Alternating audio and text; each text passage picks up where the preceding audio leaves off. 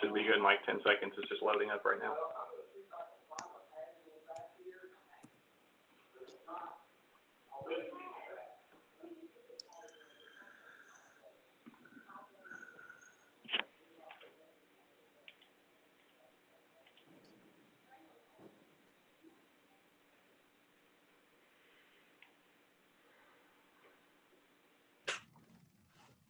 All right, should be good.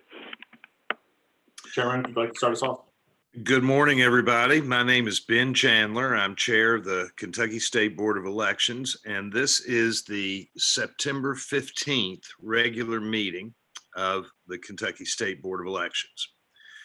We are meeting by Zoom, which we have done for the last several meetings, obviously because of the COVID situation. And I can tell you guys that I'm going to be looking very much forward to the chance when we actually get to meet in person. I'm a little worn out with this, but so is everybody else. We're all in the same boat, and I guess we'll all feel that way. I'm going to call, well, I'm not going to, yeah, I'll call the roll very quickly, and I will do it as I see people on my screen in the order that they appear on my screen. And I'll call the membership. First, George Russell. Yes, present, Franklin County. James Lewis. Yes, retired county clerk member. Corey Skolnick. Corey Skolnick, member, Jefferson County. Sherry Whitehouse. Sherry Whitehouse, member, Bullitt County. Lynn Lane. Yes, I'm a member I'm a retired county clerk from Ballot County, a new member of the board. Dwight Sears. Yes, hi, Mr. Chairman, present, member Pulaski County. Deanna Brangers. Yes, member from Jefferson County. And we've got, last in order, but certainly not least, our esteemed Secretary of State, Michael Adams. Hey there, Michael Adams, non-voting member. Good morning. We also have with us several staff members. We have the Executive Director, Jared Deering. We have our General Counsel, Taylor Brown. We have Karen Sellers, who is the Assistant Director. And we have Rachel Pointer, who handles our finances, among other things. We also have Sheila Walker on, although I cannot see her face. Sheila's smarter than the rest of us, and she stays off the camera. And Luke Morgan, who is with the McBrayer Law Firm. Luke, good morning to you. Morning.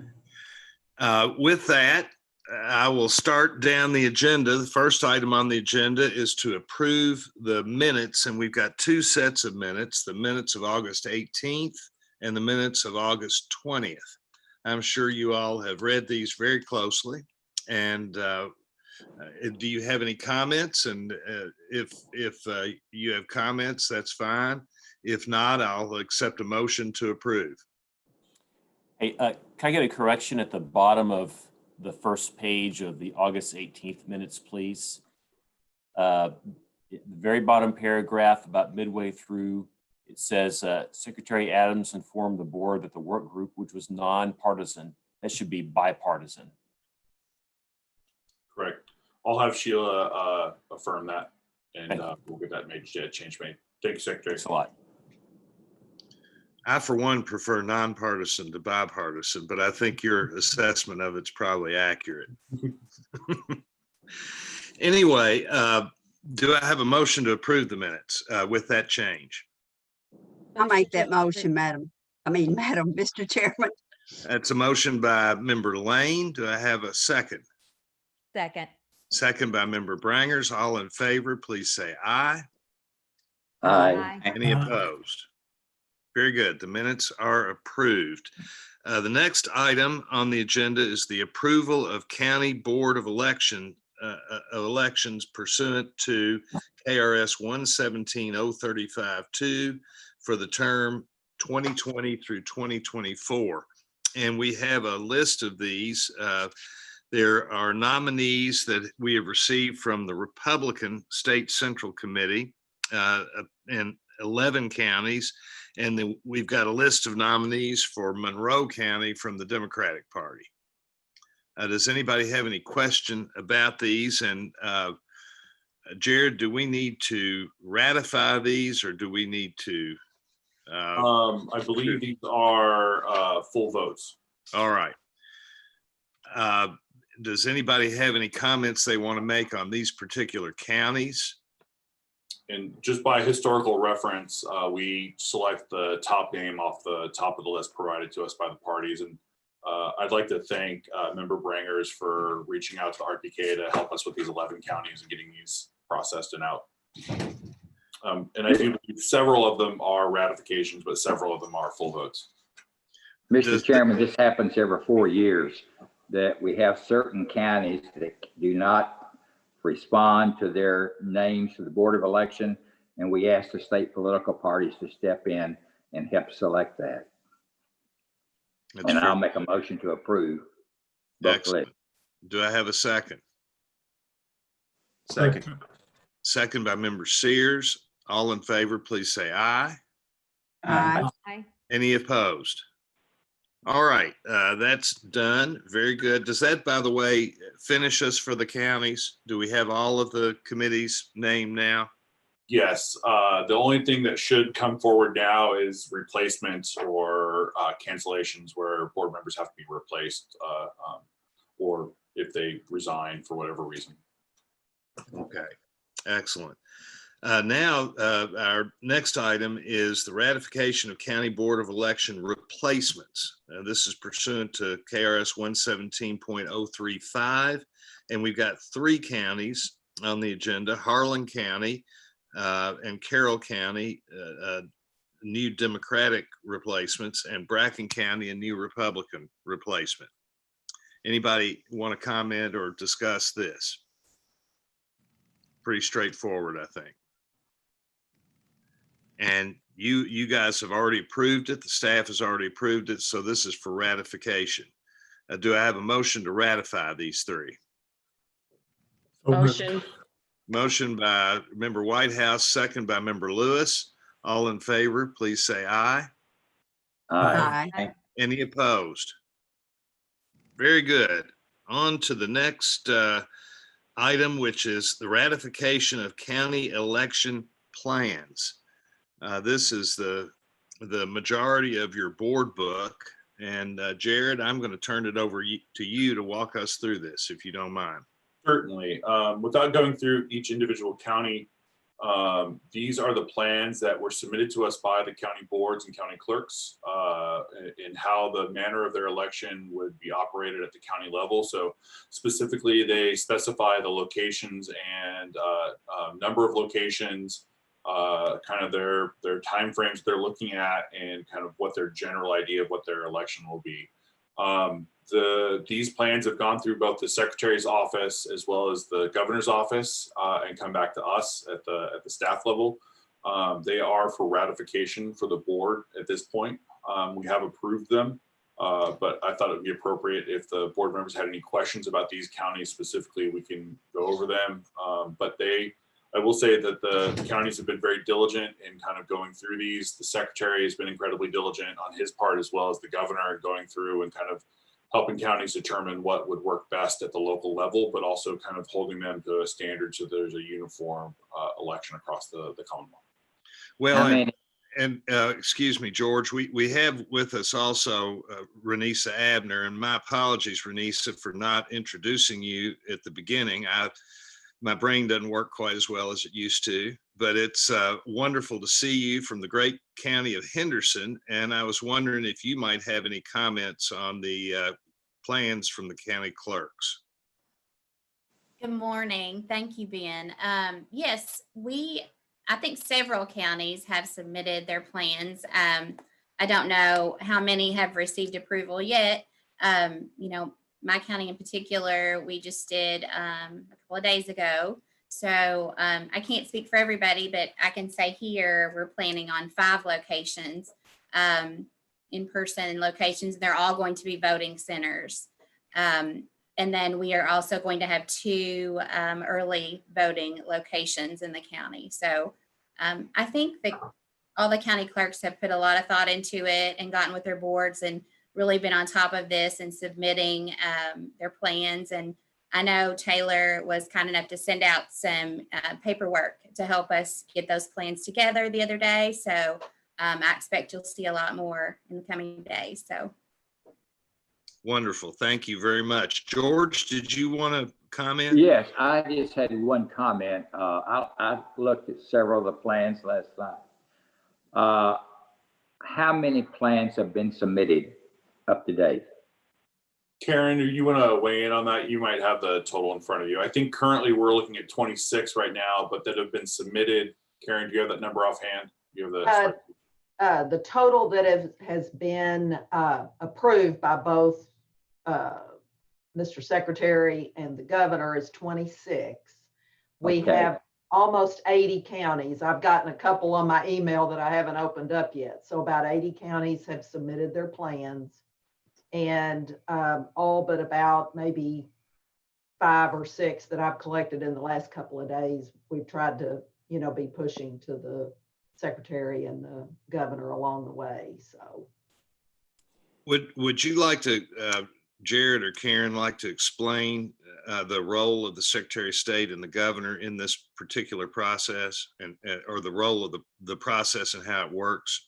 Sure. Or if acceptable, I would defer to the secretary to explain his own process. Well, he is here with us, so maybe he'd like to do that. Mr. Secretary, you want to weigh in on that? Yeah, thanks, I will. So to give you some metrics from my office, I've approved 48 plans. There's the 26 that we have in front of us today. Those are ones that have gone to the governor and received his approval as well. There's another 22 that in the last several days I've signed off on. Renisas actually is one of those. So those are going over to the governor, and he's going through them as quickly as he can. So I think in short order, we'll have another couple dozen at least approved. There are several counties I haven't got yet, either because you all haven't yet got them, or you've just recently got them and sent them over and I haven't had a chance to look at them yet. I will say there are some counties that my staff are working with to try to either get some reassurances or some improvements. There are some counties that have multiple locations, but they're all in one part of the county. There are some counties that I don't think have enough locations, and so we're encouraging them to see if they can add 1 or 2. There's only one county that has a single voting location that I've signed off on, and that's Nicholas County. Nicholas County normally has 2 voting locations in a typical year. This time they have 1. That's not a radical reduction. I think that's pretty reasonable under the circumstances. But every county that is before us today or before you all for a vote today has multiple locations for election day. And in fact, some of them have more than 1 location for early voting too. So I can certainly tell you we've made a lot of progress, our state has, in adding more in-person voting opportunities compared to where we were back for the primary. So just to be clear to anybody who may be watching this, this process starts with the county clerks and their boards putting together a plan as to how they're going to handle in-person voting, both on election day and in the 3 weeks leading up to election day. That's then that plan, when they put it together, they then send it to the Board of Elections. The Board of Elections then sends it to you, Mr. Secretary. Then you look at it, and when you approve it, you send it to the governor, at which point it gets sent back to the Board of Elections. Is that correct? That's right. Okay, and then the Board of Elections, our role is to approve what you and the governor have done. Is that how you're expecting this to work, or do we just rather accept what you guys have done? I think what you're doing is ratifying the recommendation of your staff to accept these. You all get your own independent vote separate from the governor and me. So this is your own independent decision whether to accept these plans. That's my understanding. And I would say, Mr. Chairman, that we've closely gone through these as well. We've worked with several counties to improve their plans or to define them a little more clearly, so that ultimately when we do put those up on the website, that the voters have a better understanding what that looks like. And so there's a 3-step process here But ultimately, I think in order to expedite the process, that we would ask that you allow the staff to continue to approve and then ratify from the board level when we have our next meeting at that point in time. Taylor has sent out a email to the county clerks yesterday urging them to continue to submit these in a timely manner. Even though the deadline is September 30th, we're asking the counties to turn these in as soon as they possibly can in a way that's reasonable. We are hearing from some counties that they're having difficulty in locating polling locations. I don't think that's any surprise to anyone. I think they're also having a hard time with some poll workers, but the secretary has done an incredibly diligent job in focusing on getting poll worker recruitment up and running.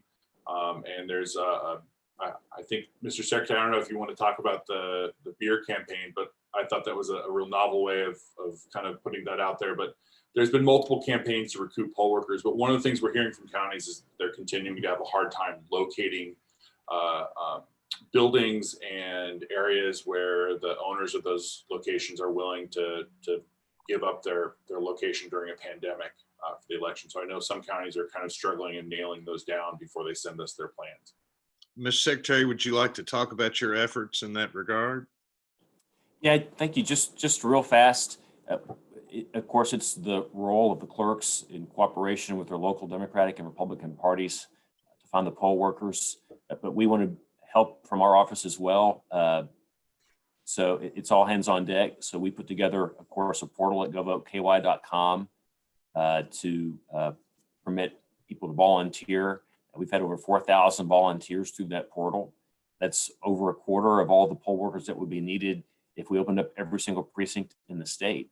So that's a pretty good start. We saw a big bump in the use of that portal once we launched our SOS from your SOS campaign. We worked at a partnership with the Kentucky Guild of Brewers.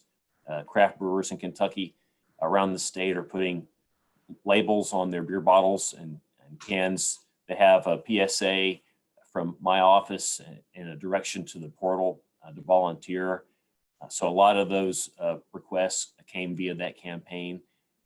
We're doing other things too to try to draw attention to this issue. As y'all have heard me say lots of times, I testified to the legislature last year before the pandemic that we had a crisis in replacing an aging generation of poll workers, and that's really been brought to a head this year. So I do think that we're not going to have a paucity of voting locations due to lack of poll workers. To Jared's point, I am still concerned that we're going to have too few locations relative to what we could have because we just don't have locations that are capable of allowing for social distancing. So that's still a problem, but I still think we're in much, much better shape than we were back in the primary by a long shot. Well, you and many others have done a lot of work to get us there, and we appreciate it very much. Thank you. So to be clear, we are ratifying today 26 counties that have been approved. Their plans for election day and early voting have been approved by the Secretary of State, by the governor, and by the staff of the State Board of Elections. Is that correct, Jared? Yes, sir. And would you like to just run through the names of the 26 counties? My math is correct that these are the first 26 counties that we will have ratified, which means there are 94 still to go between now and election day. Is that right? Yes, that's okay. Correct. Well, you can run through the 26 real quick, can't you? Just Sure. We can give them credit for being early and ahead of everybody else. No problem. I'll actually ask Karen. She has a spreadsheet in front of her. Karen, if you'd be willing to read those off the spreadsheet of those 26.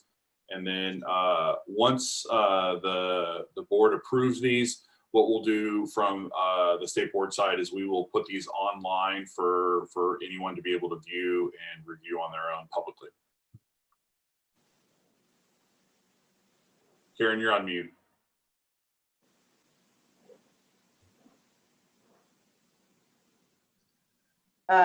Adair, Allen, Butler, Campbell, Carlisle, Fulton, Grayson, Henry, Hopkins, Jackson, Jessamine, Knott, LaRue, Lee, Lincoln, Lewis. Well, my spreadsheet's kind of freezing on me. Hang on. Lyon, McCracken, McLean, Marion, Menifee,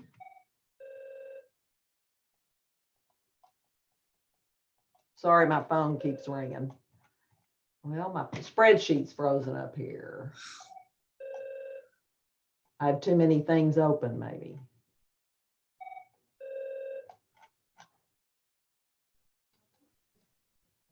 Well, I apologize.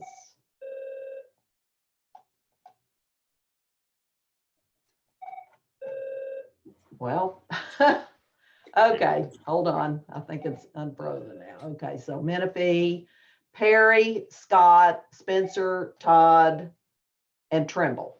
Those are the ones that have received both Secretary Adams and Governor Beshear's approval.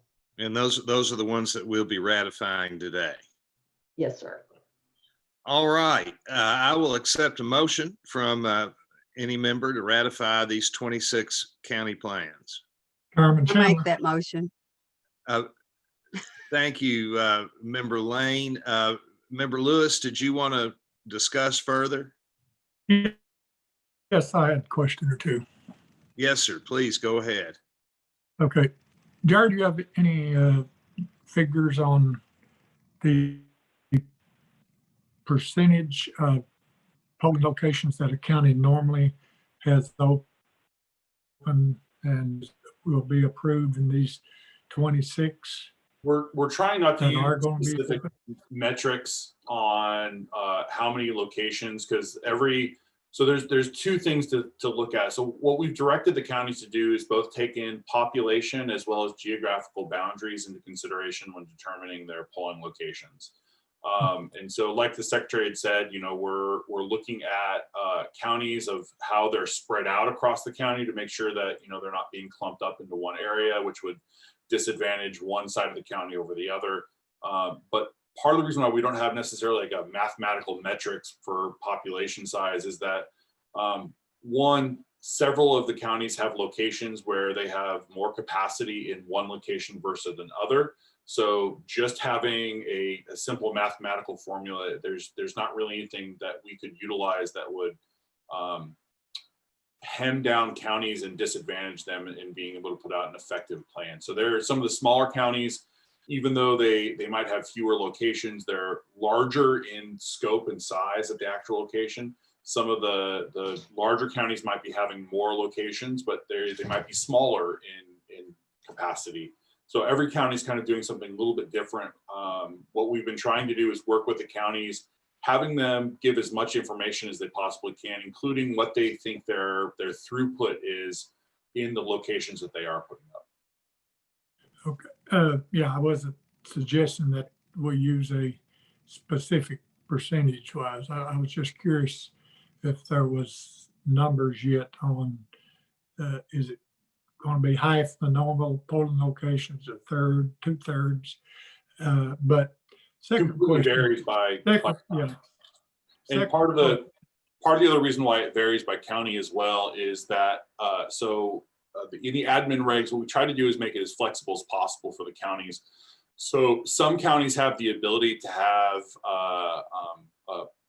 voting centers. So like they might have 3 or 4 voting centers where anyone in the county can come to that location and be able to cast a ballot. Some counties have the ability to condense polling locations. So hypothetically, if a county had 30 precincts, they could have 10 locations and put 3 precincts in each location. And so there's a little bit of variation between county plans, and that's why a third or half or a quarter kind of percentage, it doesn't really follow necessarily. It's kind of unique to each individual county, but that's part of the reason why the Secretary, the staff, and the Governor's office have been reviewing them individually one at a time. And it's why the board early on recognized that it would be wise to allow the counties to have a certain amount of discretion under the theory that they understood their counties better than we did, certainly. Yeah, Jared, are you all, I know you said you're making recommendations. Some counties, are you recommended generally on fewer locations? Or are you encouraging more locations? More locations when possible is what we're currently asking counties to have. But honestly, you know, like the Secretary said, there's only one county right now that only has one precinct in Nicholas. You know, that's the, I think, smallest, if I'm not wrong. I think that's the smallest population in the state for a county. But No. Each county, we're kind of relying a lot on how the county board and county clerks think it will justify within their own county. So while you know, that's the only county that has one, we have been encouraging counties to open up as many as they feel that they have the capacity to open up and also have the safety to be able to do. So like I said earlier, some counties are having a lot of problems in locating buildings and spaces for precinct locations, and they're still continuing to recruit poll workers as well. Okay, has any plans thus far been rejected? I wouldn't say that they've been rejected. I think we've gone back to them and said, hey, we didn't get enough information from you. Can you kind of go back into this and provide us more information? There's you know, one or two counties that we're working with right now to augment their plan to kind of have them either justify how that works in their own county. So hypothetically, if a county said, hey, we're only going to have this many precincts and there's some question of whether or not they could manage an effective election, we've kind of gone back to them and said, hey, will you work this out and give us more information on how much, you know, you have to do. I know the Secretary's reached out to several counties as well. So denied, no, but we're continuing to work with them up until the deadline, obviously. Thank you. Jared, just to correct the record, Nicholas County, as wonderful a county as it is not the smallest in the state by population. That distinction goes to Robertson County. There it is. And Robertson County very seldom, I'm sure, gets mentioned in statewide meetings. So I want to take this opportunity to give Robertson County a shout out for being the smallest in the state. Perfect. All right, we have a motion from Member Lane. Do we have any more discussion on this subject? Can I have a second? I'll second the motion. A second from Member Sears. All in favor of ratifying the plans for these 26 counties, please say aye. Aye. Aye. Any nays? Very good. Those 26 plans are ratified.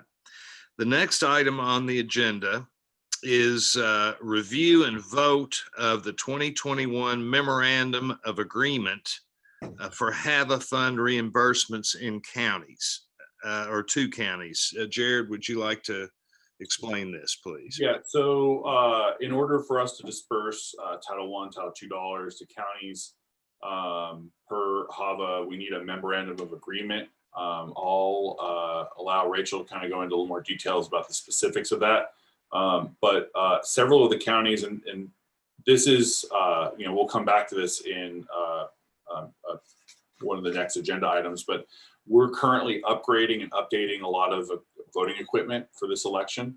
And some counties are now pulling down their Title I dollars to be able to manifest more purchases at the county level. And so there's a little bit of money left in those accounts. And so we're trying and urging counties to spend the remainder of that because there is, like I said, a very small amount, but in the aggregate, but we want to have the counties be able to utilize as much of those resources as possible. So Rachel, if you want to go into some of the details on that. Okay, so the spreadsheets that we have in front of you are the remaining counties that have Title II funds that are available, with the exception of a couple. The total that is left on on the MOA that we would like for you all to approve for FY21 is $1,128,250.50. So that's how much available that the counties could have if they make eligible or that could be eligible for reimbursement for that money. And these are funds that have already been expended out necessarily. They've already been associated with the county by population. These are some of the original HAVA dollars that are just still remaining in those accounts. So we're urging counties now at this point to utilize them, whether that's continuing to purchase election equipment or funding of other necessities. So these are funds that have been designated for the use of these particular counties based on their population. Correct, yes. Okay. Does anybody need any further explanation, or could I get a motion to approve this? Motion. Motion by Member Lewis to approve. Do I have a second? Second. Second by Member Brangers. All in favor, please say aye. Aye. Any opposed? Very good. Thank you. We will move on to the next item. And Rachel, you're back. You're back on the floor, and please take it away. Give us a little rundown of our financials, if you don't mind. Okay, so on the first sheet, that will show you the month of August in addition to this fiscal year. It'll be by category at the top, and then the 1099 reportables are just under that in an individualized manner. If you can see the totals, there is a larger total in the telecommunications section. That is because we do have a one-time fee of MiFi charges and cell phone charges. So that will be a little higher this month than it has been in previous months. And then your COT charges are also going to come out there in the computer services section.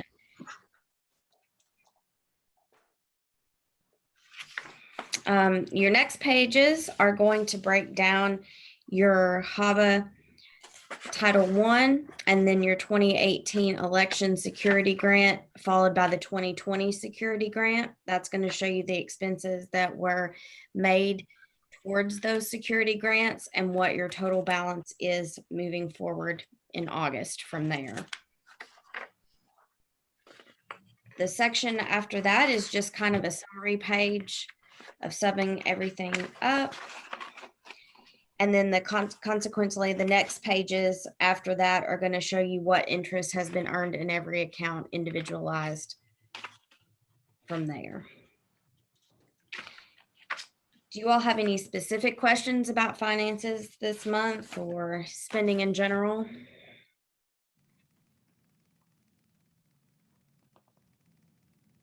And Member Sears, I believe your earlier question last month was to have Rachel send a little more detailed information, which I believe she sent to you earlier this week. She did, and thank you for that, Rachel. No problem. Any other questions? Any questions at all about the financial report? All right. Do we need to, I don't guess we need to approve this report. We just move on to the next item. Is that correct, Jared? Yes. Okay. The next item is a marketing discussion. And as we all know, this is an historic election.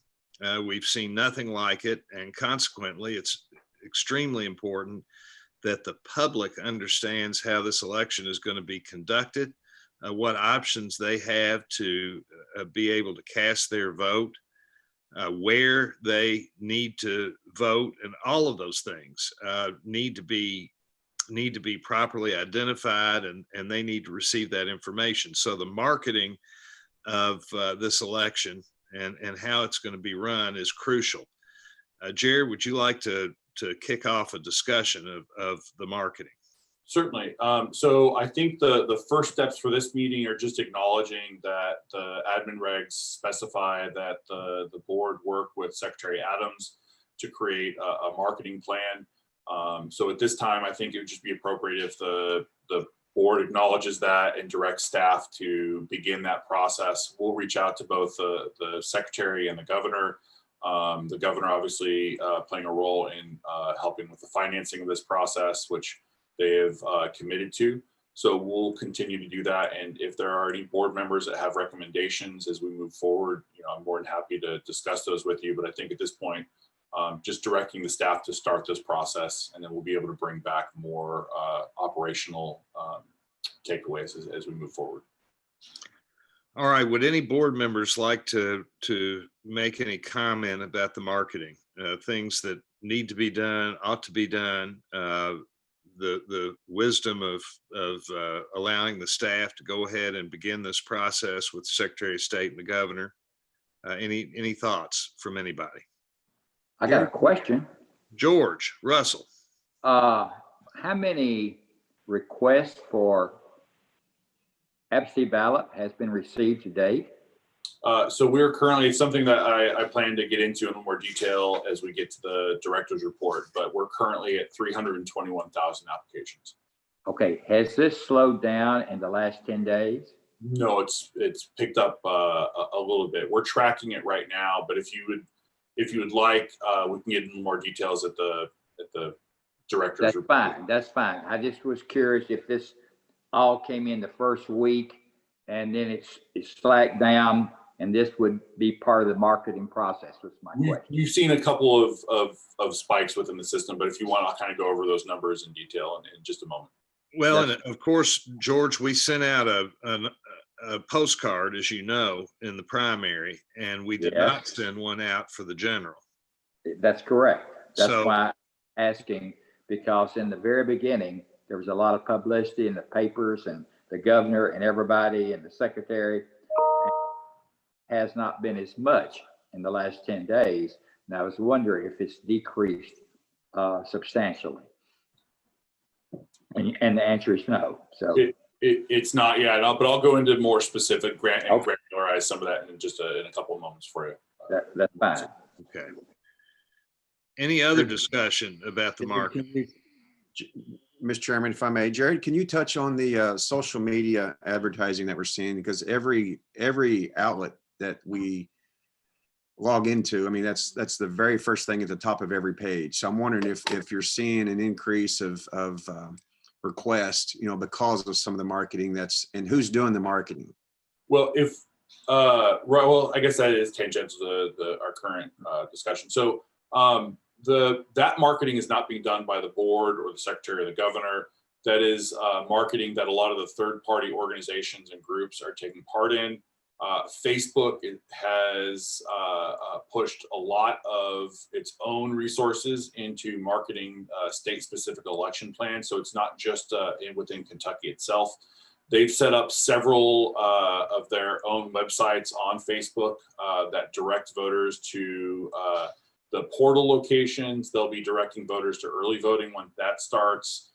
More than anything, kind of notifying voters of what their options are within the state. But to your point, I've seen multiple platforms push the portal being open and pushing voters to the portal as well. But they're doing that at their own behest and not at the direction of any governmental actor, as far as I'm informed of. And I assume campaigns are also very much involved in this process. Yes, and I'll get to that a little bit more of that. That will kind of explain some of the numbers that we're seeing currently in the portal, and I'll get to that in just a moment. Also, the post office sent out information that was not correct. Yeah.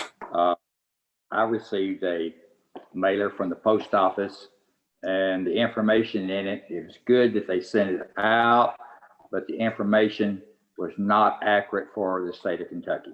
Well, and George, that's been a national story. Apparently, yes, the post office has been sending notices out all across the country, and in one state, maybe it was Colorado, I can't remember. They had to be they had to have a court order to stop the post office from sending information that was not accurate.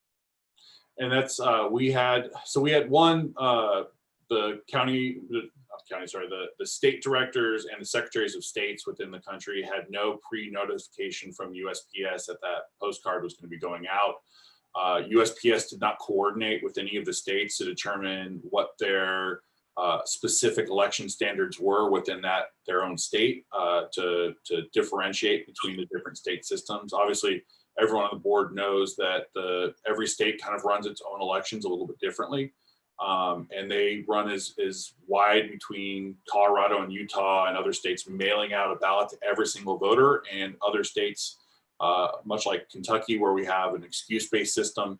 And part of the problem is that the post office made a very generalized version of what an election might look like across the country, and then didn't differentiate at any level at the state level. So specifically to George's point, one of the things it says is for voters to get their ballot in or to apply for their absentee ballot at least 15 days before the election. Well, our portal closes 25 days before the election. And so if a voter were to wait based on that information that USPS put out, that would put that voter in a position where they wouldn't be eligible for an absentee ballot. So correcting some of this misinformation will be important for us as we move forward. Well, this is a good indication of why a proper marketing strategy is extremely important, and sooner rather than later. It's extremely important for voters to get accurate information about their opportunities to vote, what the dates are for both early voting and vote by mail. And if that's wrong for some reason, you run the risk of causing a whole lot of people not to be able to vote. Yeah, any confusion you enter into the system is obviously a bad thing. And one of the things that, so I serve on the board of directors for the National Association of State Elections Directors. And we, as a board, had a meeting with corporate headquarters at USPS in Washington, D.C. just yesterday morning. We voiced both our concerns that they were sending this out with misinformation on it, and that they were also not working in conjunction with state elections directors and chief elections officials, such as secretaries of state. They've committed to us that they will work with us as they move forward. But, from my perspective, the damage is kind of already done at this point. Now, how effective that mailer is, I don't know. I've heard some statistical data that says, only 1 to 3% of people actually read those as they go out. So whether it's truly effective or how damaging it is to the system, I don't really have a clear acknowledgement of right now. But as we continue to move forward, that'll be the importance of our marketing, is kind of setting some of those dates straight, informing voters of what their options are, and also educating them on how to effectively cast their ballot. And the other part of the marketing plan is that I have not heard of one of my friends who plan to put their voted ballot in the mail. They want to take it and put it in the drop box because of all the negative publicity with the post office. And I'm talking about 20, 30 people.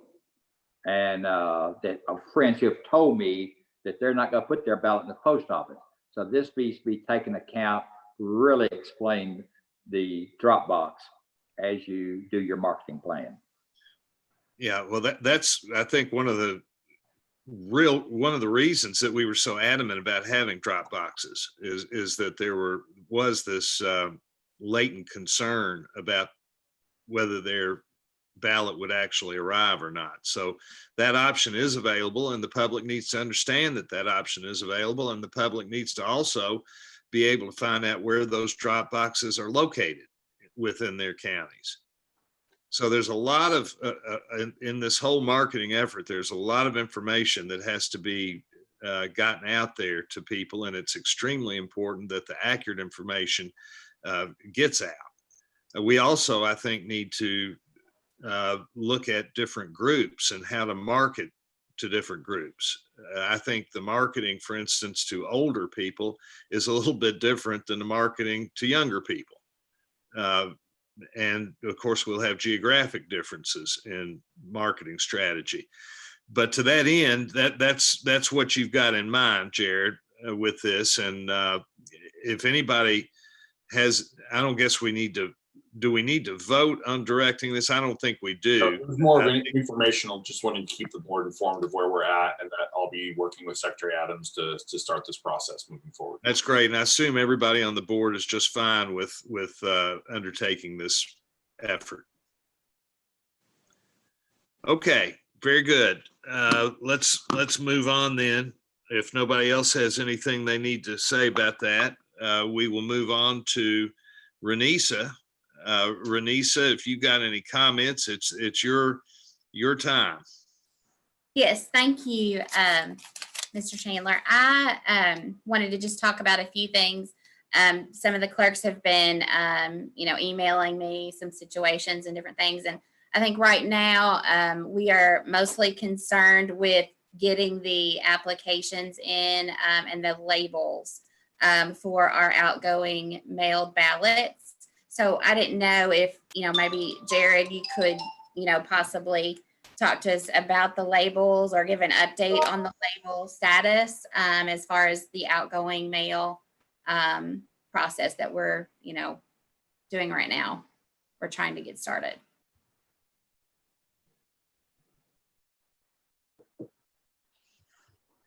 Jared, did you hear any of that? A request was just made of you. I'm sorry. I for a second, I apologize. Someone had texted me, one of the county clerks. Ironically, one of the county clerks had texted me, so I apologize. Renisa, will you repeat that? I apologize. Just kind of wanted to know an update on the labels for the ballots that we are getting together. We're starting to get those ballots in to be mailed out for the requests that we've received through the portal, and we just kind of need to know like an update on the labels. So I'll get a little more into that during my report, but to specifically answer the question, labels should be getting printed today and tomorrow, starting those first batches with the counties. I'll get into a little bit more about how we're getting those out, but we're still waiting on a few counties to revise their ballot coding plans for us, but we're not waiting specifically for those counties. Now that the majority of the counties have given us their new ballot code updates, we can start printing and sending those. So those will start coming to the counties and arriving this week. Like I said, we're encouraged by the work that the counties have been put in to help us recode those ballot faces. Okay, thank you. And also, I just wanted to reiterate the importance and thank you for approving the plans that you have. The election plans, but part of the marketing campaign, this kind of goes along with that. Just stay diligent, and I'm sure you will, all the offices involved, on approving the plans so that we can market locally to our voters. And you were talking about the different generations and how to reach them. I did a Facebook post, yesterday afternoon, in less than 24 hours, 10,000 people have seen that in my county. So, I mean, it's very powerful. And if we get that information and get those plans approved and we get that out, I mean, that's a very powerful tool along with everything else. But just, thank you for staying diligent and keep it up because the quicker we get those plans approved, the faster we can get that information out. And with that, deadline looming of, October the 9th, the last day to request that through the portal, it's getting here pretty quickly. So thank you for that. And then also, I know, we spoke about earlier before the meeting was about, what if there's a COVID exposure? I know that's a concern with some of the counties, during the in-person voting. What is there like a plan or something that the state board has, maybe discussed or maybe needs to discuss as far as, if there's a COVID exposure in our election department office, maybe something to discuss or talk about plans for that. We have, honestly, another thing I was going to bring up in my report, but that's okay. I'm glad to talk about it now. One of the things that every county is required to do is have a continuity of operations plan or a COOP plan. All the counties have those, but from the State Board of Election side, we're working directly with counties. So right now we actually have several counties that have COVID in their clerk's offices, unfortunately. We're working with those counties to make sure that they have capacity to kind of get the things done that they need. One of the options that we're looking at is having some backup teams. So one, multiple vendors that we partner with here in the state have offered the opportunity to be able to send in extra staff to help stand up an elections team within a county if it gets to that drastic point. We can also disperse requests around counties so that just like any natural or man-made disaster, one of the core functions of jurisdictional authority is that before you start to ask up for assistance, you ask out for assistance. And so one of the things we'll be doing is partnering with surrounding counties that they might be able to offer some support and help to that localized county. But then once it exceeds that county's ability or the surrounding county's ability, then the next jurisdictional authority up, which would be the state, would start to provide a role and assistance at that level. So like I said, partnering with our vendors, partnering with other counties, having State Board of Election staff able to go out and help if necessary at the request of the county. All those things are things that we've been looking at and been planning for. We have one county, it's a fairly large county, that has COVID. I think it's been reported already in Fayette County that they have COVID in that office. And I'm not saying anything that's not public already, but we've been working closely with Clerk Blevins. Clerk Blevins is a good handle on what his plans are. But we've also offered the ability to bring in a vendor solution if need be to send out his ballots.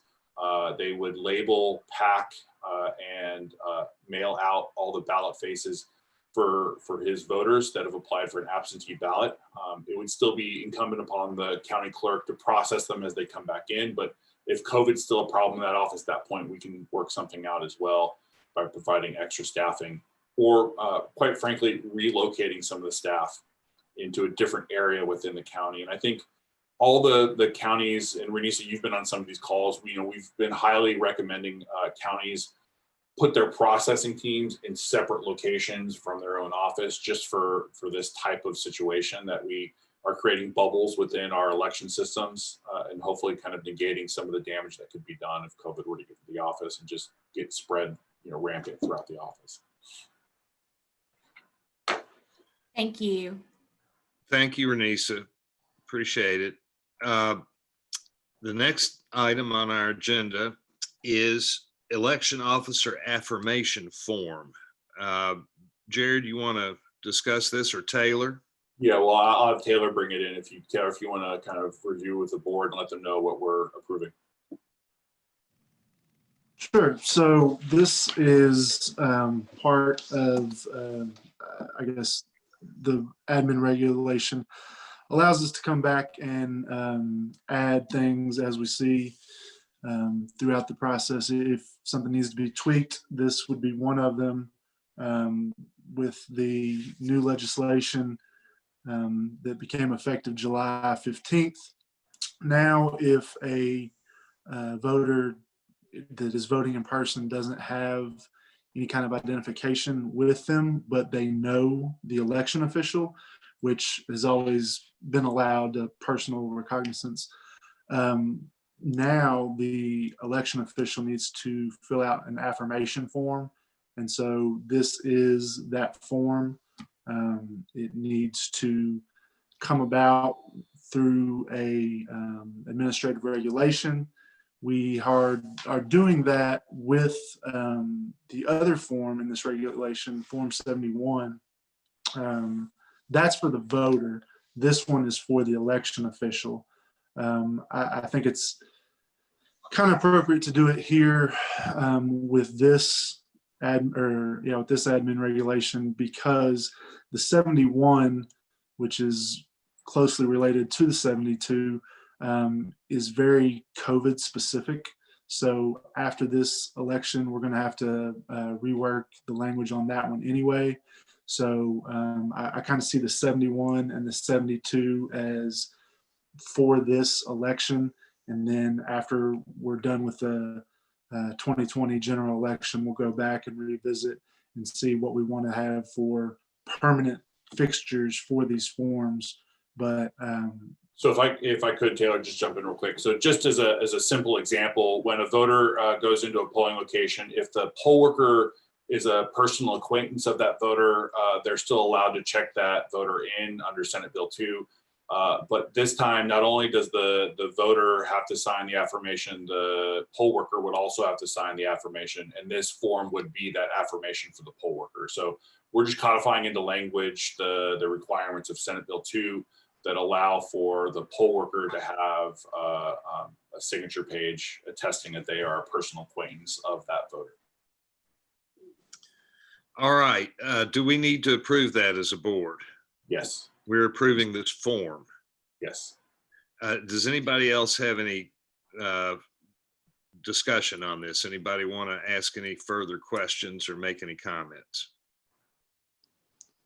I'll accept a motion to approve the form. I'll make a motion, Mr. Chairman. Motion by member Russell. Do I have a second? Second. Second by member Lane. All in favor, please say aye. Aye. Aye. Any opposed? All right, very good. Mr. Secretary, it's your time on the agenda. Do you have anything to talk to us about in particular that you haven't already said?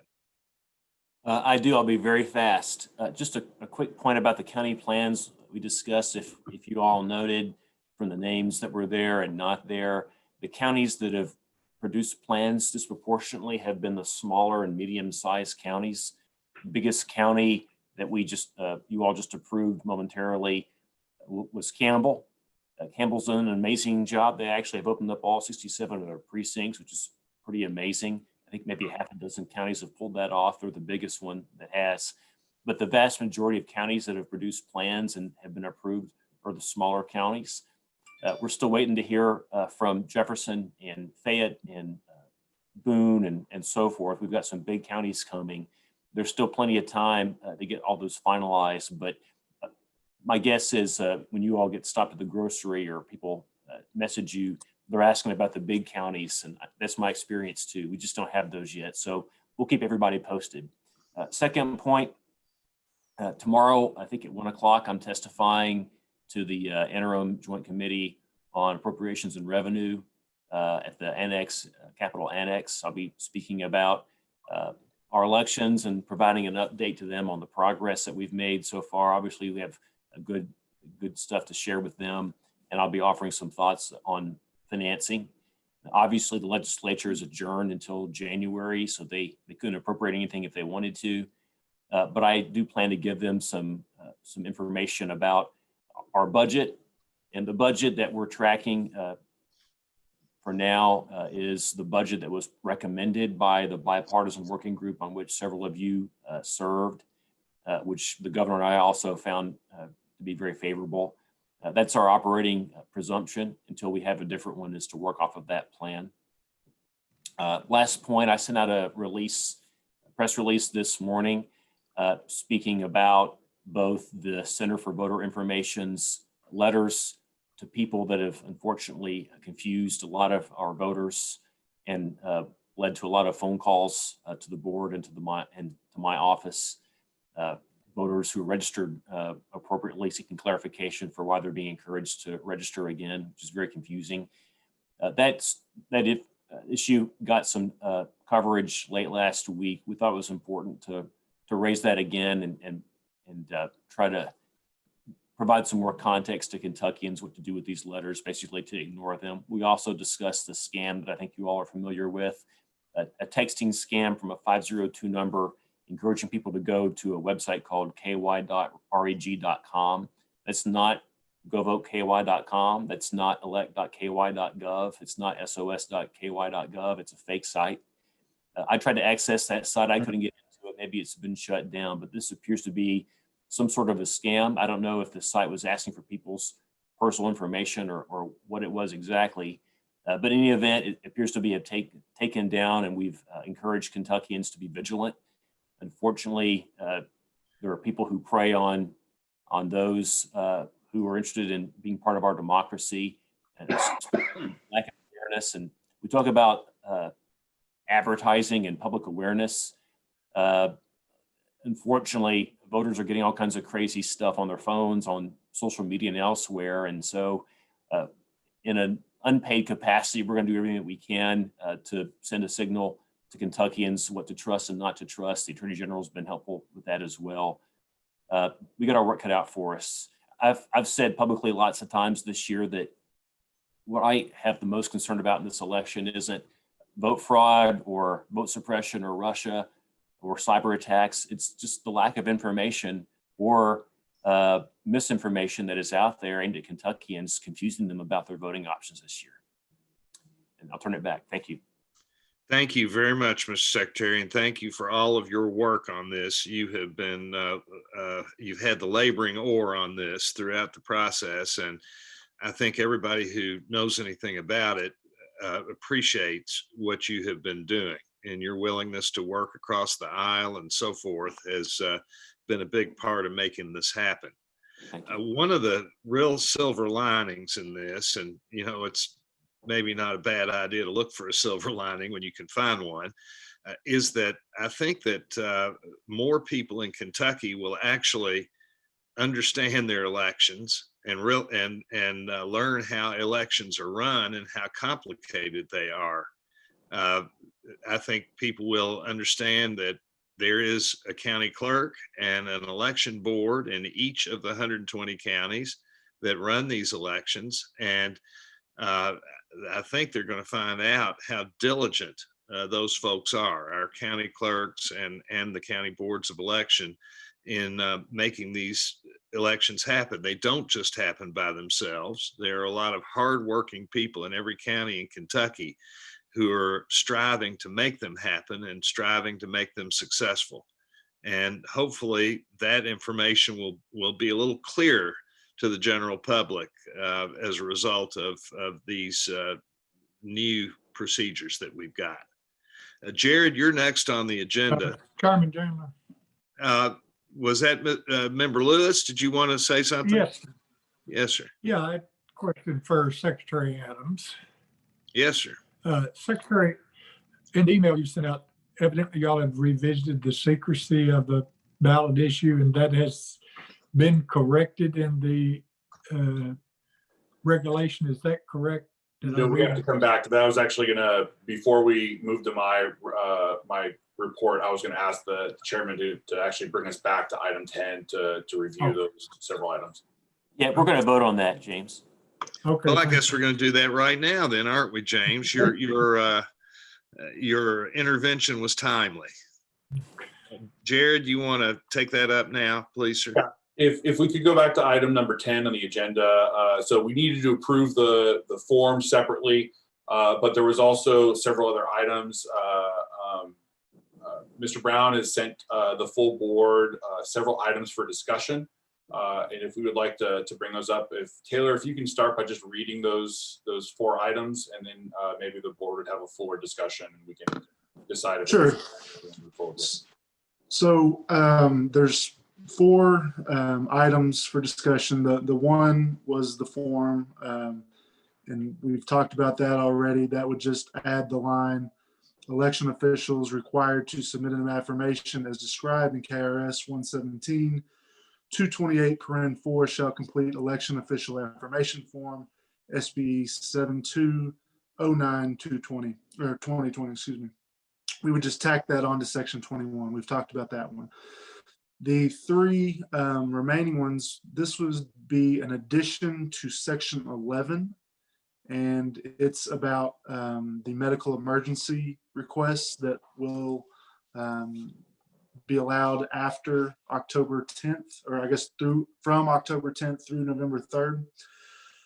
Currently, the regulation reads from October 10th, 2020 through November 3rd, 2020, only applications for an absentee ballot due to a medical emergency pursuant to KRS 117.077 shall be deemed as valid. I've drafted an addendum that would read, an application for an absentee ballot due to a medical emergency need not be notarized, and this clause shall not expand the definition or use of the term medical emergency. And so I don't know if we want to talk about each one by one, or if you'd like me to read all 3 of them, Chairman. Why don't we, if Chairman, if it's okay with you, if we can just go one by one, that way we have a definitive discussion about each one. In this one specifically, this would do away with the need for a notary. Obviously, in a pandemic with a medical emergency, if someone has COVID-19 and they're sequestered, rightfully, they don't have the option to vote by absentee after the 10th. But we also don't necessarily want them interacting with notaries and other individuals to be able to do that. I know the secretary has worked in his office actually to help have electronic notaries with some of those processes over Zoom. But in a lot of the public, those resources are just not available. So I want to be clear, though, that this would not expand in any way the definition of medical emergency or its use. It's only stipulating that when applicable and a voter is eligible, they will not need the notary of this. Now, these forms will be public records as they are a type of absentee. The voter's information as far as who has applied for one, these will be acceptable for the purchase from the parties as they have been already. But they will also, the forms themselves will also be open records accessible after the election itself. So that there will be a control mechanism for that as well. Is there any discussion about that or interest?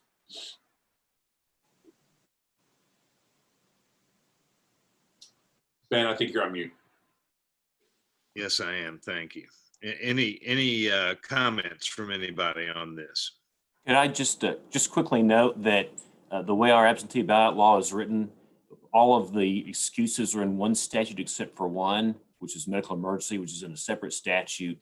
And none of the other excuses require a notary. You don't have to get a notary to sign that you agreed that you're out of town on election day or that you're of a certain age or health condition. It's a little arbitrary that we treat medical emergency different from all the other excuses under the law. And all this does, under the circumstances, I think it's pretty important, but all this does is just treat the medical emergency absentee voters the same as all the other voters.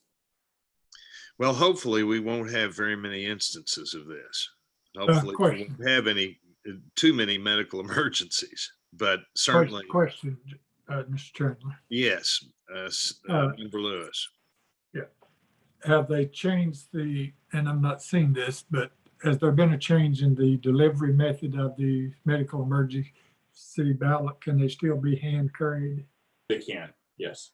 Okay, that was the original reason for the notary. Yeah. Because they could be hand carried by another individual. Yeah. We would, so for this, we would expect the voter is using, common sense and good judgment in how that ballot would be delivered at that point. But, decreasing the amount of interaction between someone that has COVID-19 and the general public is obviously something we want to do. Having the medical excuse absentee will give the clerk the ability to work with that voter to determine how best to receive that, make sure that it's in quarantine if necessary for several hours at the very minimum. We've been recommending to county clerks that any paper documents that come in that they feel may have been exposed to COVID have at least a 24-hour segregation period. But having this process still open, we don't think it's going to be used very greatly, but if it is, I think it'll be incredibly important when it does happen, and that we keep both the voter and the clerk as safe as we possibly can throughout that process. Okay, do we need to approve this now? Yes, if you would.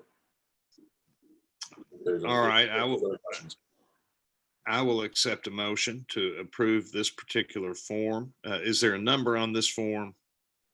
It's not a form, it'll just be a clause within the emergency admin regs itself.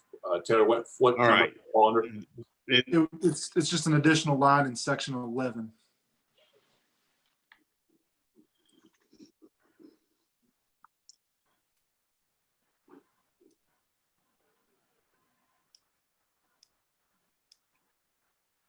Ben, are you waiting for a motion? Yes. Motion? Are you making one, Sherry? Yes. All right, we've got a motion from Member Whitehouse to approve this clause. Do we have a second? So I'll moved. second. I've got a second from Member Brangers. All in favor, please say aye. Aye. Aye. Any opposed? Very good. Now the second item of the three. The second item is an addendum to section 13. It's going to deal with postmarks. Currently, we have all absentee ballots shall be received by the county clerk of the voter's county of registration by no later than 6 p.m. local time on November 3rd, 2020, except that any absentee ballot postmarked on or before November 3rd, 2020 shall be accepted upon receipt by a county clerk until 6 p.m. local time, November 6th, 2020. The suggested addendum after that would read, a ballot delivered by 6 p.m. local time on November 3rd, 2020, I should say by November 3rd, 2020, shall not be required to bear a postmark. So just to clarify, this means that if a ballot is received by the county clerk prior to the polls closing on election day, if for whatever reason it does not have a postmark, it'll still be counted by the county board. Obviously, the fixing of the postmark is a determination that the ballot arrives by the end of election day. This obviously, if it's in the hands of the clerk, that means that it's in that process. Any ballot that is received after the closing of the polls would then have to have a postmark on it. But this would allow, in that rare occurrence that there may not be a postmark affixed to it, that the clerk has the ability to count that, and it's regular throughout, or uniform throughout the entire state.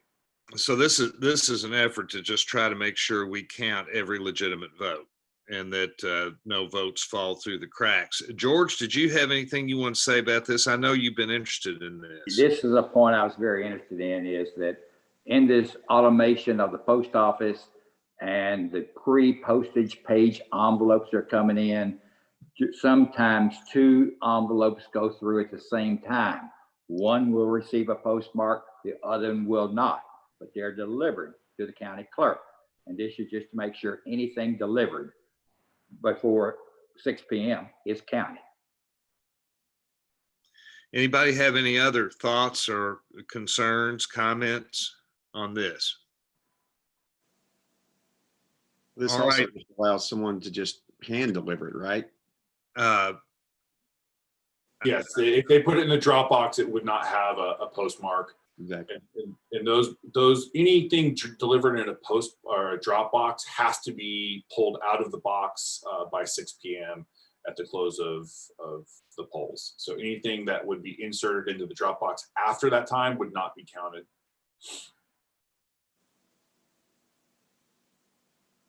Okay, any other comments? I'll accept a motion to approve this language. So moved. Motion by Second. Member Sears and a second by Member Lane. All in favor, please say aye. Aye. Aye. Any opposed? Very good, it passes. The third item. Third item deals with section 17. That was our list of directives to assist the clerks. I believe Secretary Adams sent us all an email and had some concerns specifically as to number 8, which reads ballot present but not inside the yellow envelope accepted. So I'd let Secretary Adams expand on that, perhaps. Thank you, Taylor. If you all remember last month when we met and you all passed the emergency regulation, there at length, section 17 sets forth universal directives to county boards of elections and how to count ballots that have some sort of an issue, absentee ballots that have some sort of an issue where the voter didn't perfectly comply with the legal requirements. We have to follow the law, but at the same time, we want to go above and beyond to ensure that we don't let voters disenfranchise themselves innocently through simple errors. So the governor and I, in our plan, we called on the board to pass some directives. You all gave a lot of thought to this. The working group that we all listened to, had some recommendations, and so you all passed that. But to move this very, very quickly, within just days of the governor and me reaching our agreement, we went ahead and passed these directives in draft form with the condition that my legal team would have some time to go through the law, look at the statutes, look at the case law, and see if there were any problems with any of those directives that you all passed. And the good news is they're all in really good shape, except for one that I think we need to revisit. James Lewis actually had some concerns with this when we met back in August. The provision Taylor just referenced, a vote that is functionally not made secret due to the act of the voter, a ballot that is outside the envelope, that is therefore viewable when the clerk receives that absentee ballot with a drop box or mail. That's a problem, and here's the reason. There's an old case, the name eludes me. There's an old case where the holding, this is a state Supreme Court case, the old Court of Appeals.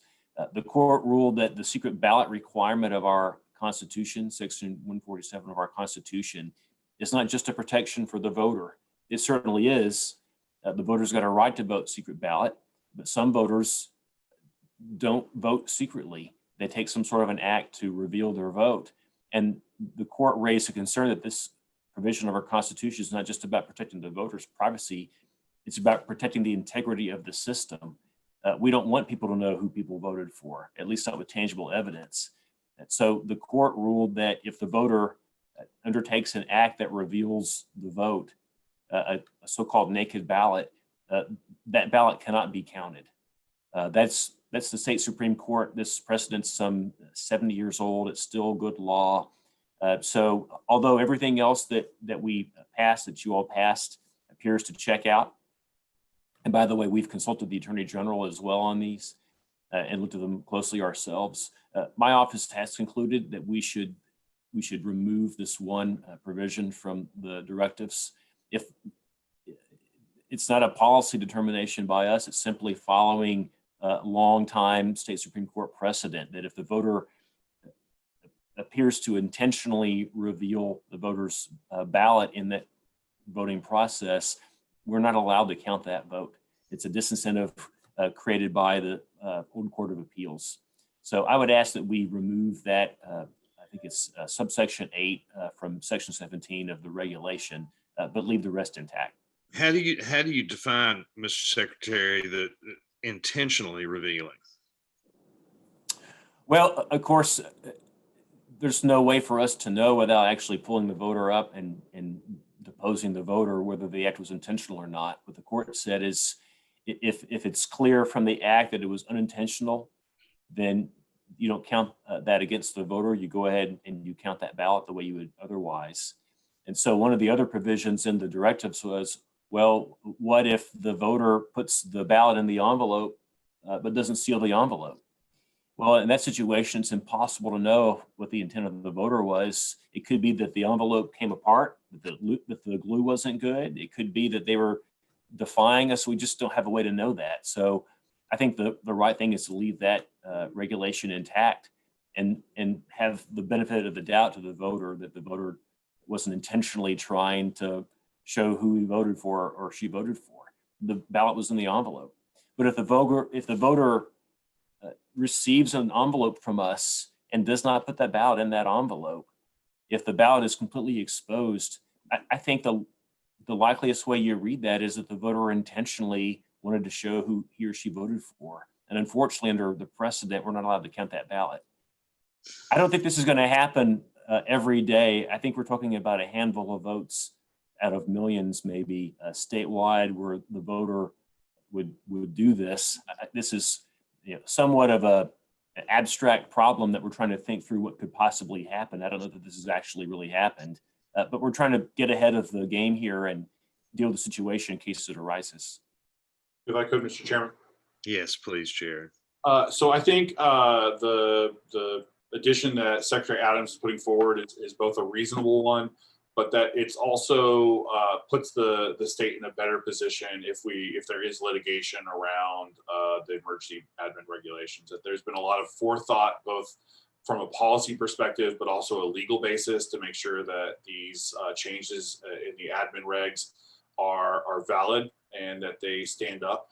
And I think this would put us in a better position if we move forward with this. And to the Secretary's point, I think we are talking about a very minuscule amount of ballots, but also above and beyond that, I think the steps that the board staff are taking to inform and educate voters.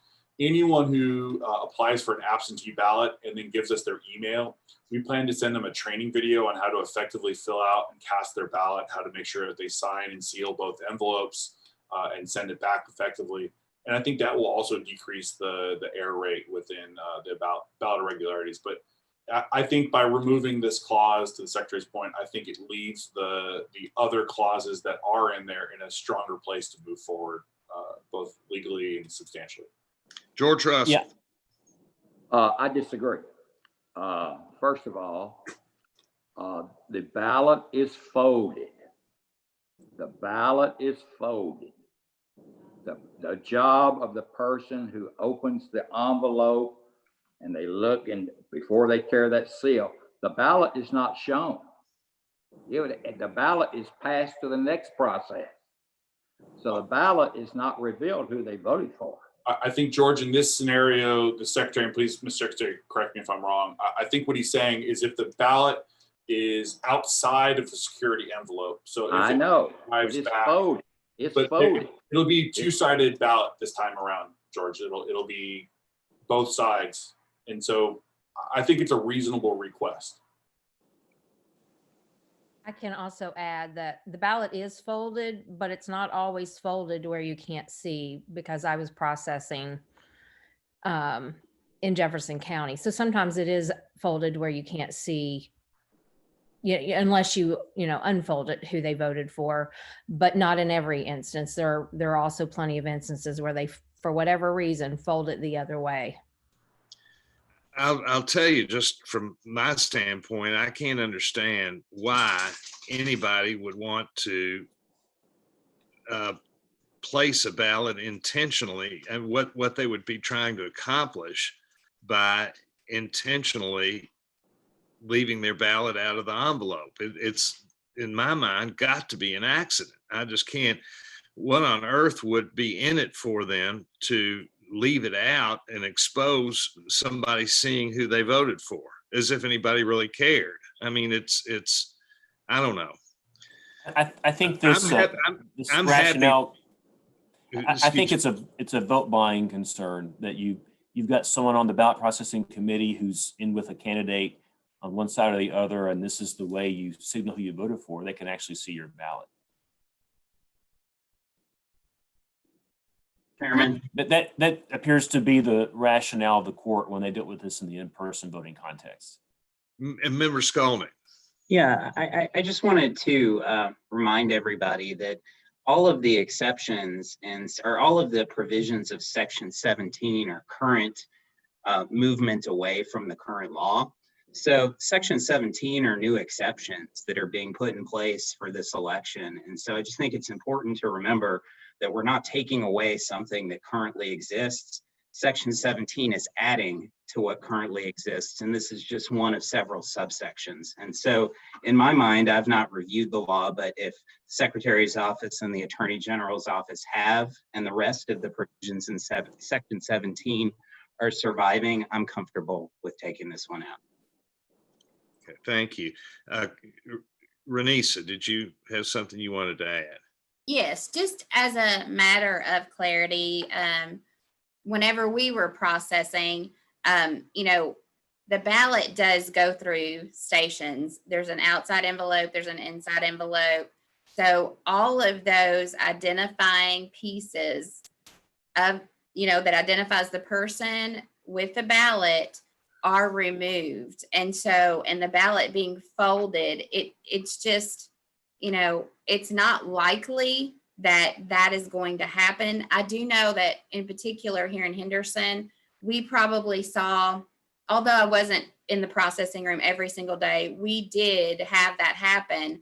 I would say maybe 50 times or 100 times. 50 to 100 times I would say is pretty accurate, where the ballot was outside of that security envelope. I don't know, just as a matter of clarity and, just to let people know that, we aren't opening ballots and looking at that and looking at the person's identity at the same time. All of those things are removed away at the point where we're actually looking at a marked ballot. We have no idea whose ballot that is at that point, because it moves through several stations in the checking process. So just as a matter of clarity, how we do it here and maybe other counties as well. And also the FPCA process is that ballot comes to us. We have the ability to email that ballot to military and overseas voters. That ballot comes back and it is not in the traditional security, inserted in those traditional envelopes. So it's kind of, similar, I'm just comparing it to that ballot comes in and, it's opened and it looks different than any other ballot. So we know that that's an FPCA, and that is, that ballot has to be remarked by the county board in order to be accepted into the scanner. So just kind of points of reference there and clarity. So If I could, Member Chandler. Yes, sir. I think to Member Skolnick's point, this is not a reductive process. We're not taking away a right that already exists to the voter. The board and the work group and the governor and the secretary took great pains to come to a bipartisan process that everyone felt was reasonable and appropriate. And I think moving forward and keeping the entirety of those clauses minus this one is both reasonable in its practice, but I think also speaks to the idea that this board continues to be bipartisan in nature and working at a very cohesive level. So as staff and the director, I would urge the passage of this, and I would urge it even if someone has a specific issue with this. I think it's reasonable to have a concern with it, but I think it's also, my urge that the vote would continue to be a uniform vote across the board. I'm gonna vote no. Well, let me ask you this. There are, if there are 50 to 100 ballots in Henderson that would be spoiled because of this provision, how many ballots, if you extrapolate across the state, are we talking about spoiling to have this provision? So the other side of this too is let's not forget that, one of the things that the state board and the governor and the secretary agreed to was that ballot irregularities across the board would have a cure process. So despite the fact if someone was to mail a ballot back outside of its envelope, if this is the one thing that is removed from that section, this specific clause, it still receives a ballot cure. And to Member Russell's point, I mean, completely understand your concerns, George. I think they're valid. That being said, the reasons why as an administrator I'm not as concerned about it is because there is still a backup cure process that allows the voter to be notified and to effectively have an opportunity to fix and cure that ballot irregularity. So can we be assured that those 50 to 100 ballots in Henderson County, for instance, are going to be cured, or at least or an effort is going to be made to cure them? Yes, so there's a multiple stage process. The stage one is that the state Board of Elections will mail out a cure form for a ballot irregularity, which will notify the voter of their rights and what needs to take place for them to effectively cast their ballot. The clerks also have access to email and phone numbers. And in my report today, I will get to, we're also looking at some software that will automatically notify voters by email and text message and give them an easy way to process those back that won't add more work to the clerk's level as well. So I think we're looking at multiple avenues of both notification and process that will quickly and effectively notify the voter of any ballot irregularity and give them an access to cure that process. So like I said, though, I think it's reasonable to have a concern, but I also think it's reasonable if it puts the board in a better stance to defend this legally. If we are challenged, I think this strengthens the other clauses within that section. All Well, right, do we that- have a motion? Excuse me, George? That would take a week to get that post out of your office and to the voter in No, as Western soon as, Kentucky.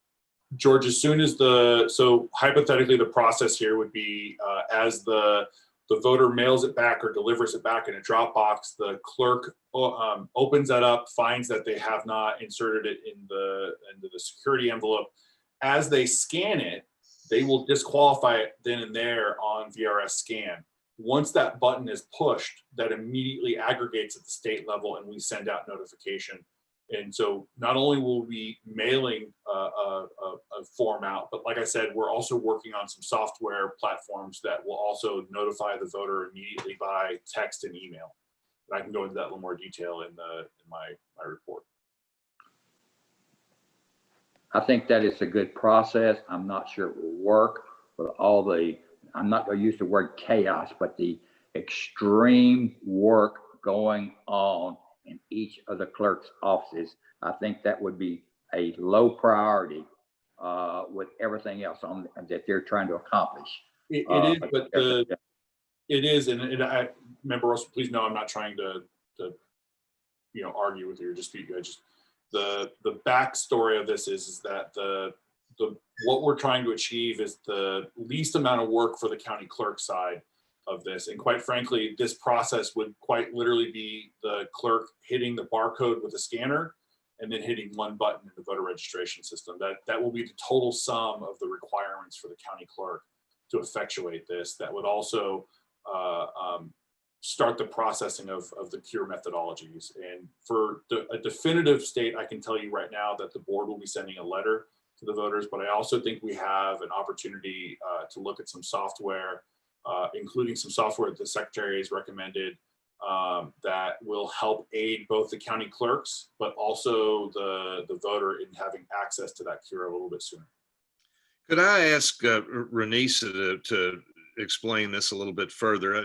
Do you typically spoil all those votes, Renisa? You don't count those votes, the 50 to 100 that you get in, and then in this particular instance with the new regulations, would you anticipate making an effective effort to cure these votes?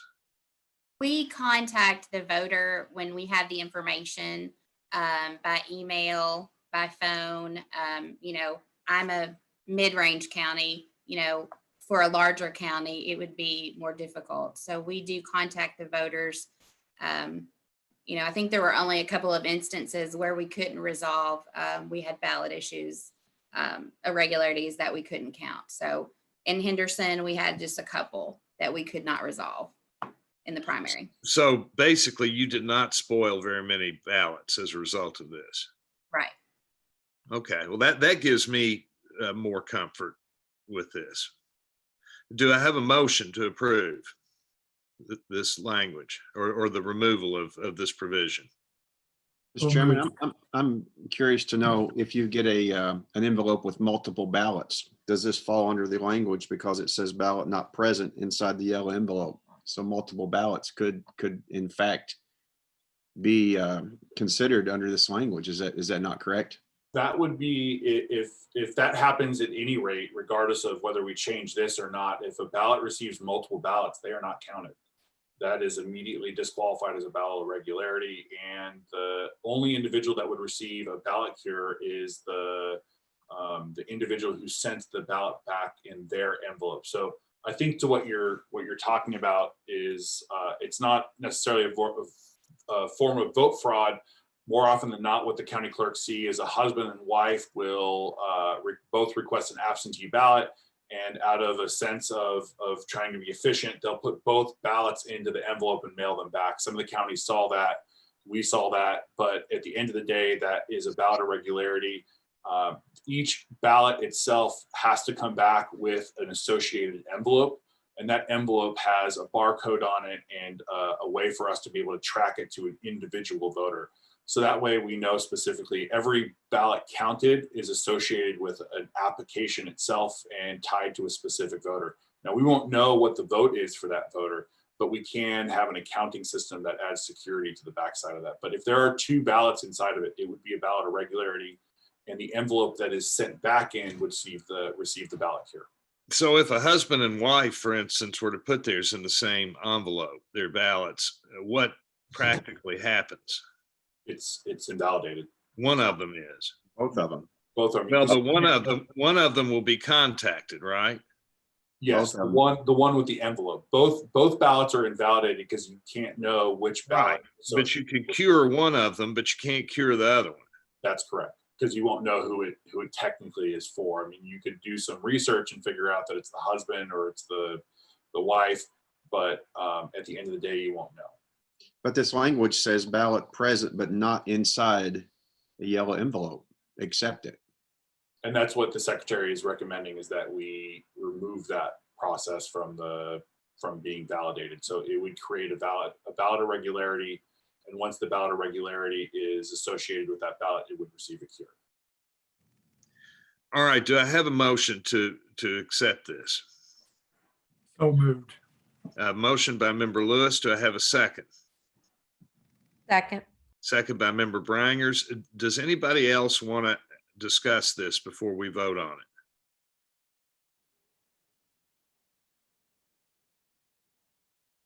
All right. All in favor of removing this particular provision from section 17, please say aye. Aye. Aye. All opposed? No.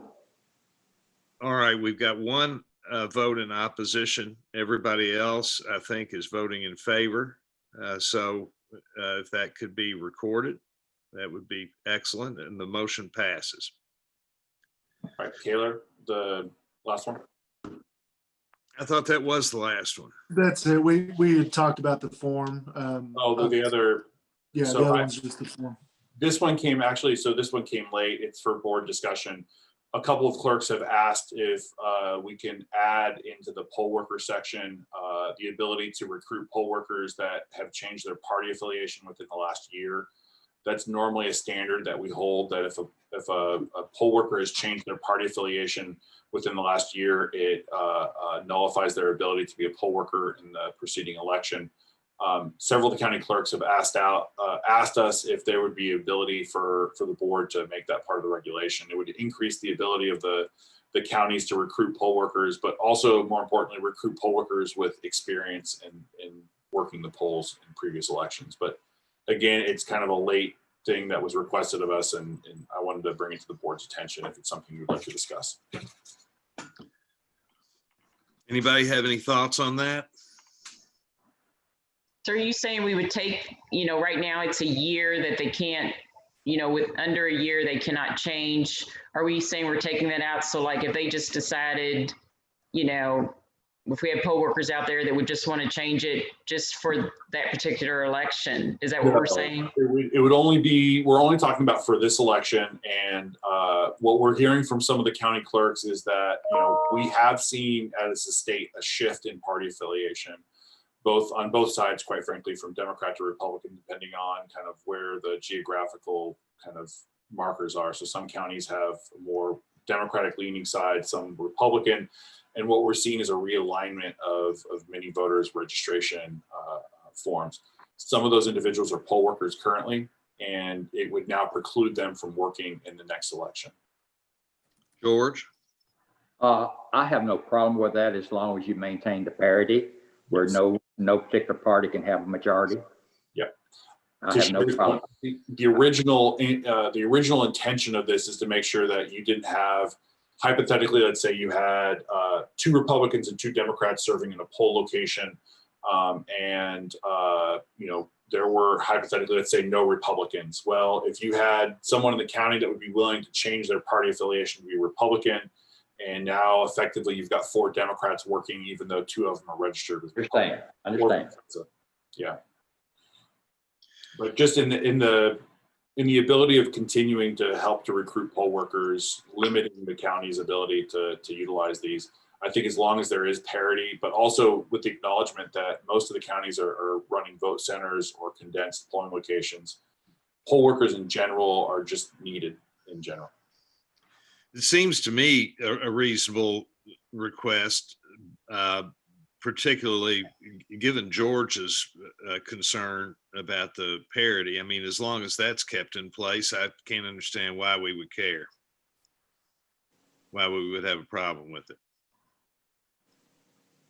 I mean, it's odd to me that it's really even a provision in the law, but anyway. Would you like a motion? Yes, I would, please, sir. I so may move. All right, a motion by Member Russell to allow for this. Do I have a second? Second. Second by Member Sears. All in favor, please say aye. Aye. Aye. Anybody opposed? Hey, Very good. Did you oppose it, James? yes, I Okay, do. Yeah.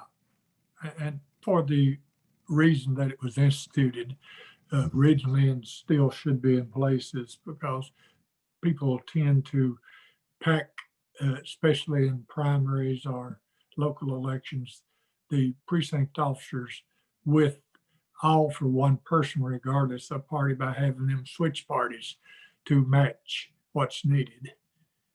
I don't see that as a big issue in this election, but it has been and would be again if that were current law, yes. And this would, I think, to Member Lewis's point, one, this regulation would stop completely after this election, but two, anything that the board's now currently voted on, none of these are de minimis changes to the emergency regs. They have to go to the secretary and the governor's office for final approval. okay. The vote is 7-1, I believe, with Member Lewis voting nay. And I think the secretary had taken himself off mute. oh, I'm sorry, Mr. Secretary. Yeah, just real fast, to Jared's point, I agree. This will come to the governor and me. I don't know his thoughts on these changes. I think he would probably agree to all of them. I'm inclined to as well. But let me just ask on the last thing that you all voted for, is there draft language? Or are you just suspending the application of a particular statute? What should I expect there? Taylor, I think what we can do is. I whipped something up real quick as we were talking. I'll throw it out there. If y'all want to tell me you like it, you don't like it, whatever. I feel like it could tie into Section 9. Right now, Section 9 leads off with county clerks shall be permitted to utilize as precinct election officials voters who are registered to vote other than as Democrats or Republicans, and all precinct election officials shall be permitted to work in shifts of less than 12 hours. We could add after that, notwithstanding KRS, whatever it is, I don't know off the top of my head, notwithstanding KRS blank, voters who have changed their registration within the last year shall be eligible to serve as an election official for the November 3rd, 2020 elections. I don't know if y'all like that or if you want me to tweak it or what.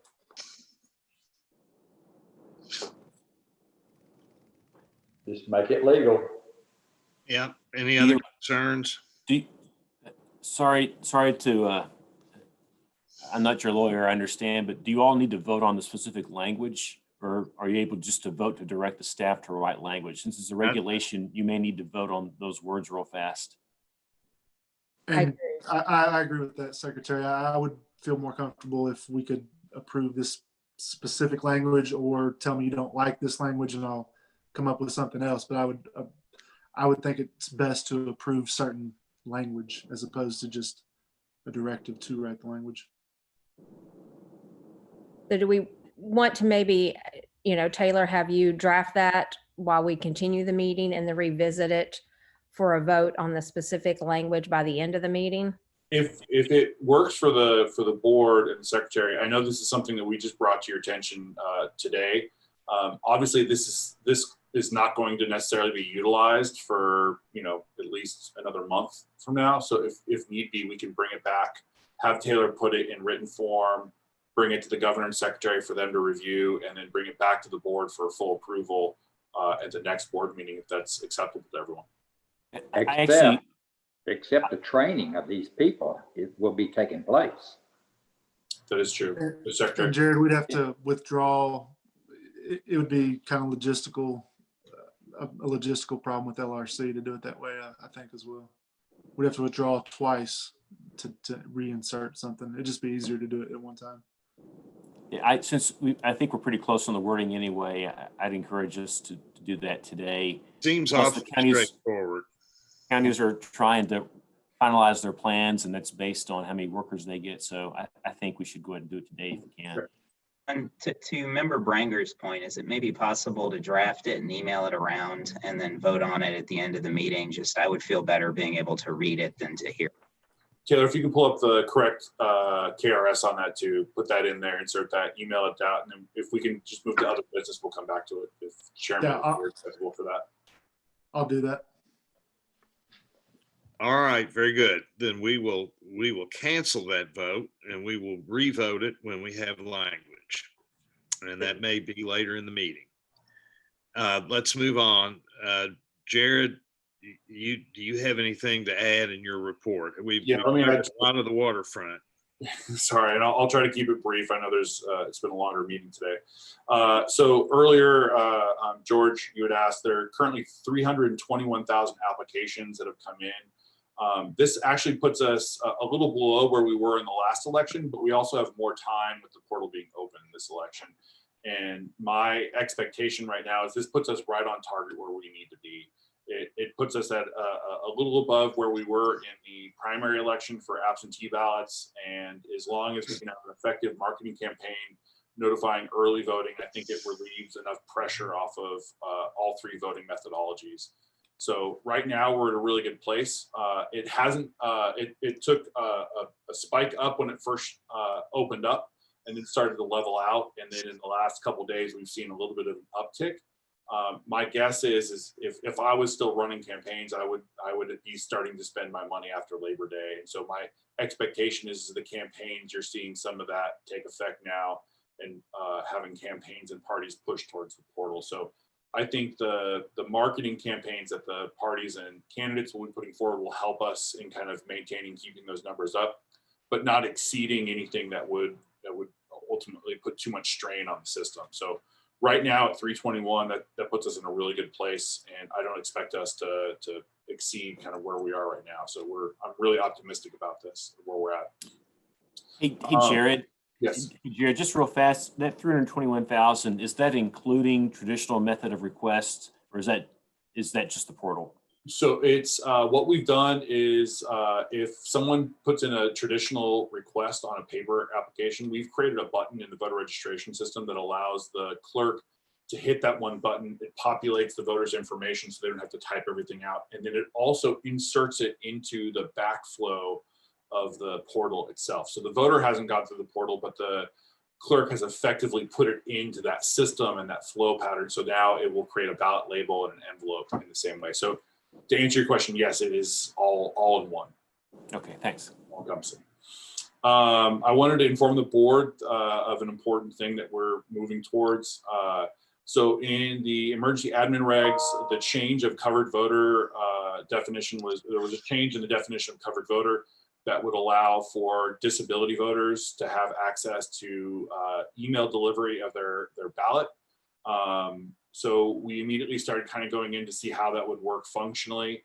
We wanted to work with the Protection Advocacy, which is the disability rights organization that the state is both kind of a quasi-state entity and a nonprofit advocacy group. We've been working closely with them. We identified a open source platform that is being operated through VotingWorks, which is a national vendor for election systems. They are going to give us access to a portal that will allow the voter, if there is a need for accessibility, disabled voter, to download that ballot, very similar to how we do the military and overseas voters. That ballot will be available for download to the voter. Voter will be able to mark that ballot on their own computer on the client side, which I think is a really important part of this, is that it maintains the secrecy of the vote for that voter on their system, on their computer, and not any client server. So there's no record of the vote itself. The voter can then print that out. As soon as they apply for it, the board will mail them a envelope, a security envelope, and a inner envelope for them to be able to place that that ballot into and then mail it back to the clerk. We don't foresee a lot of these being utilized, but when they are, I think it'll be an incredible process. I was talking to the team about this earlier. You know, for the first time, there will be a blind voter that will cast a ballot on their own without any help from someone else and having to fill that out for them for the first time in their life. And I think that's an important takeaway from this process. So it's still an absentee ballot that has to be applied for. It is a regulated process that has security controls and mechanisms on it, including sending of the ballot labels and the envelopes. And the voter itself will have the ability to be able to mark this on their computer at home. So I just wanted to update the board on that. We'll be moving forward with that this week. It should be open. We're going to try to open it up in unison with the military and overseas portal, which is a 45-day marker on that.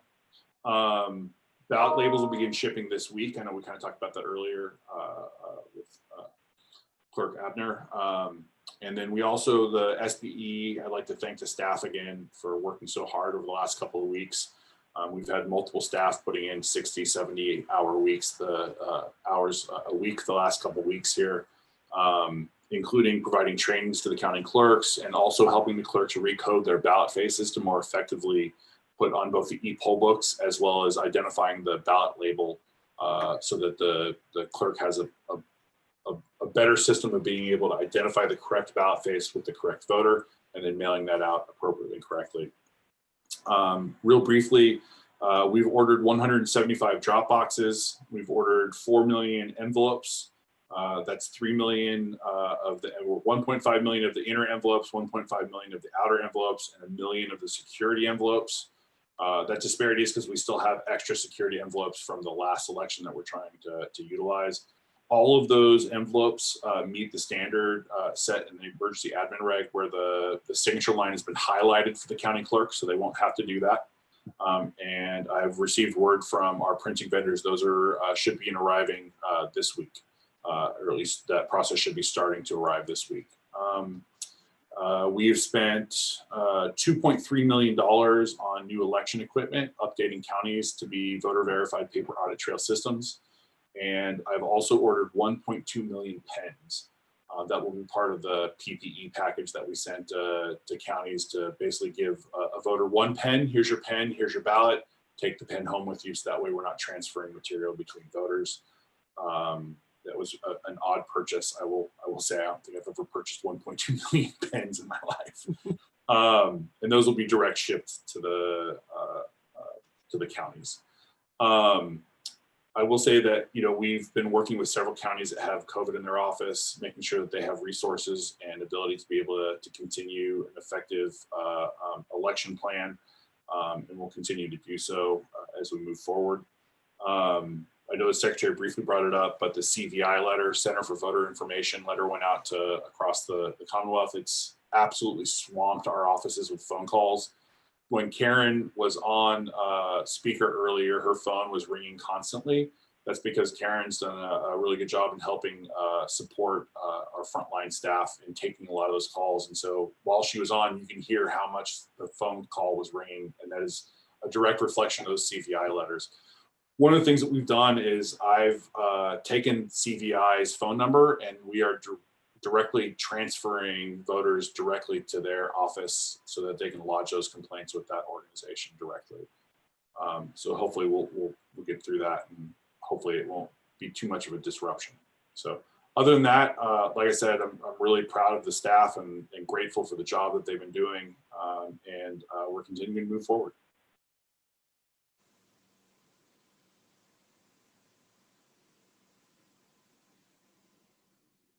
Chairman, you're on mute still. Are you finished? Yes, sir. All right, very good. We will now, I think, move on to other business, if there is any. Do we have anything in the other business category? Yes, sir. Yes, Mr. George. Chairman, I would like the staff to consider, and I'm saying consider, putting a plan together to notify the counties if people start showing up on election day to double check and see if their vote has counted. What would be the plans? And I just think we need, you know what I'm talking about. George, are you saying, so if someone applied for an absentee ballot and tries to go in to vote in person? No, I'm saying the president has encouraged people to show up election day at the precinct to make sure their paper ballot, absentee ballot counted. Yep. If we start to have many people show up at the precincts, what kind of plan and what kind of instructions should we give?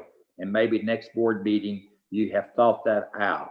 I actually don't need next board. I can tell you right now what we already have in plan. So we've already implemented a plan in this. So one, and this is part of helping to refactor the ballot codes for 10X. So one of the things that we do right now is when an application comes in for an absentee ballot, it immediately updates within the system. And that means it also updates the e-poll books on the e-poll book side. So if a voter were to come in after applying for an absentee ballot, the e-poll book will say voter not eligible. Bless you, Secretary Adams. The voter will see, or the poll worker will see something that says voter not eligible, absentee ballot. At that point, the poll workers is requested to contact the county clerk, and the county clerk can see whether or not that ballot's been accepted or not. But that being said, voters are not, during this emergency regulation period, we have said that if a voter has applied for an absentee ballot, that is the methodology of which they can only vote. If they have not received a ballot back by the 28th, they can vote in person.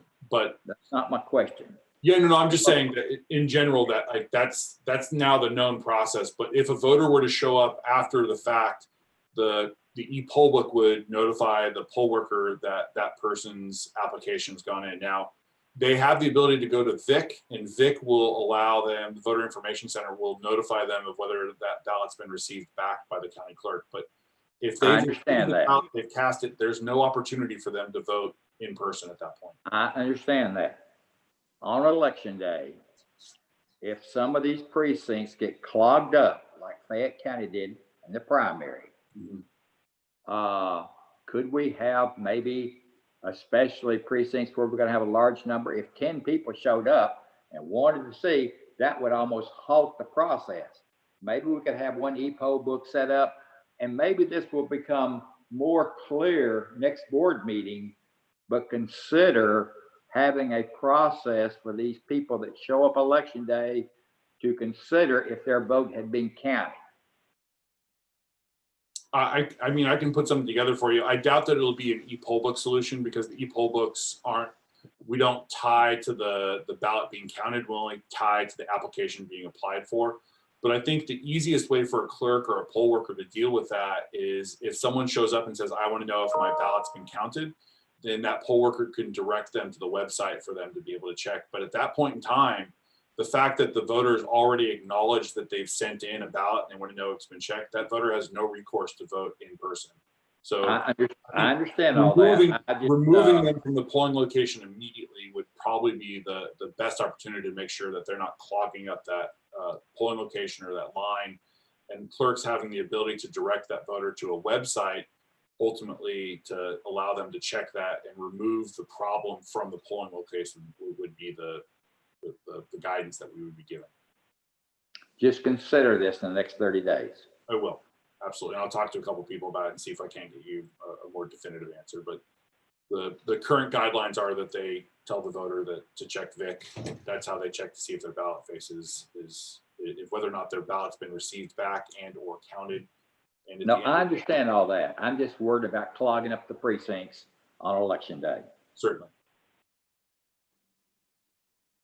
George, can I give a kind of what we did in Henderson? We actually had, we called it a trouble table. It was just for any irregularity.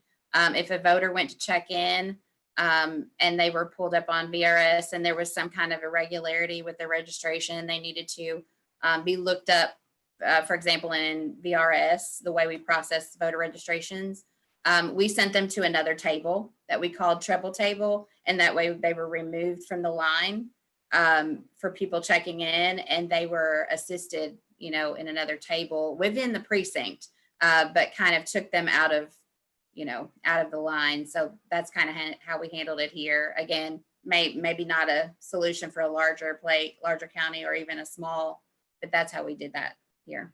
Well, it could be a solution for especially the larger counties.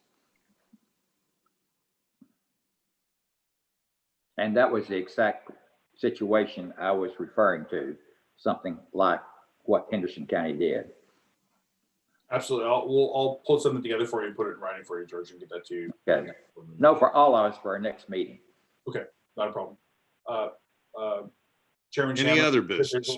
There is one other thing of note, which is we've been looking at funding sources and the National Voter Home Institute is offering us a grant to purchase our drop boxes and to pay for several ballot tracking platforms. I was hoping to have a brief discussion about that with the board, and then if the board is amenable to allow me to do research to determine whether it's appropriate or acceptable. I will say that they are a nonpartisan organization that's worked with both Republican and Democratic leaning states and Democratic secretaries. But I'd also say that, their payment of something is not urging us to do something because we've already purchased these the drop boxes. This would just be a way for us to reimburse the state back on those drop boxes. So it wouldn't be changing our behavior. It would only be, giving us more resources to then put towards other things that we'd be working on. But I wanted to see if any of the board members had any issues or concerns with that if I move forward with it.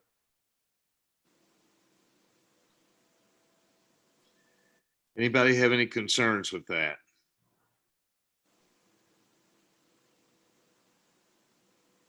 Doesn't look like it. I think everybody probably figures that if you can get more money to pay for this thing, have at it.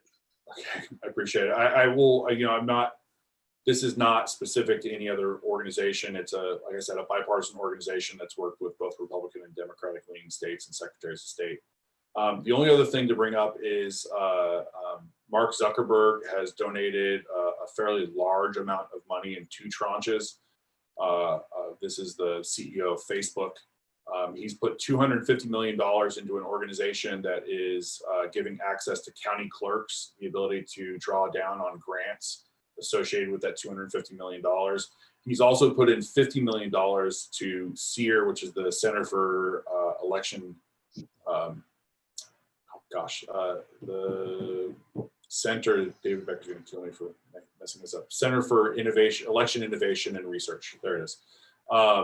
And so I've been talking with the secretary of whether or not this is something that's acceptable. I have some ethical concerns of taking grant money from Facebook and Mark Zuckerberg, but I definitely wanted to bring it before the board. And if you guys had any concerns about it, that would push me in one direction or another before I made any decisions to research that further. If there are any concerns, more than happy to hear them now. Anybody want to comment on that? I guess I'll just say, Mr. Chairman, I don't know enough to know whether I have a concern or not about it. Yeah. I think it's right now, it's in the early stages. I'm going to contact SEER. I know there's some states that are going to take this money now. I have some, like I said, ethical concerns about taking it and whether or not, this is appropriate to take money from an individual versus an organization that's a nonprofit bipartisan organization. So we're nonpartisan rather. Well, I think you ought to research it and you ought to report back to us and just let us know what you're thinking about and what you've got available. But I mean, if there aren't any other problems, I, for one, would love to defray the cost to taxpayers any way I could. This was not me asking for permission to move forward. I think it's more of, are there any issues or concerns before I even do more research to come back to the board? accepting some of this money. So before I do any of that, I will bring it back to the board for permission to do so. That money will still be available to us in a month when we come back. Can't understand why you wouldn't want to do research. Yep. And that's it for me. All right, is that it for other business? All right, we now need to go into executive session to consider legal matters, litigation. Do I have a motion to move into executive session? And just to inform the public, we will be going into executive session. We will then come out of executive session when we're through, and we will end the meeting in public. We have to go into executive session because whenever you discuss litigation, it's got to be done that way. But we will then come back. But by and large, the lion's share of our agenda has been completed. Mr. So Chairman, with that, Mr. Chairman, yeah. I think Taylor has sent out an email. Do we want to vote on that while we're still in public viewing? I think we'll come back on that. If it has to do with litigation, let's talk about the litigation first. I think it was the member series. I think you were talking about the clause for poll workers. Yeah, Taylor, I think has sent it out. It's in here. Oh, you all want to go ahead and vote on that now? Before we go into executive session, that's all right with me. If we have it, yes. All right. Well, I don't have it, but I don't need it. I'm fine with the general concept, and we'll trust you all. Taylor, will you read it out loud one more time just to make sure everyone has properly heard it? Sure. So this would be an insertion into section 9. After the line that currently reads, county clerks shall be permitted to utilize as precinct election officials voters who are registered to vote other than as Democrat or Republicans, and all precinct election officials shall be permitted to work in shifts less than 12 hours. We would add, notwithstanding KRS 117.045 paren 9, voters who have changed their registration within the last year shall be eligible to serve as an election official for the November 3rd, 2020 elections. All right, very good. Do I have a motion to approve that? So moved. Motion by member Brangers. Do I have a second? Second. Second by member Lane. Do we have any further discussion on the subject? Hearing none, all in favor, please say aye. Aye. Aye. Aye. Anybody opposed? Very good. Passes. Now, do I have a motion to go into executive session? So move. Motion by member Skolnick. Do I have a second? Second. Second by member Brangers. All in favor, please say aye. Aye. Aye. Aye. And any opposed? We will now go into executive session. Thank you. If you want to hold on pause for a second, I'll have Alan bring us down. Give me 1 second, please.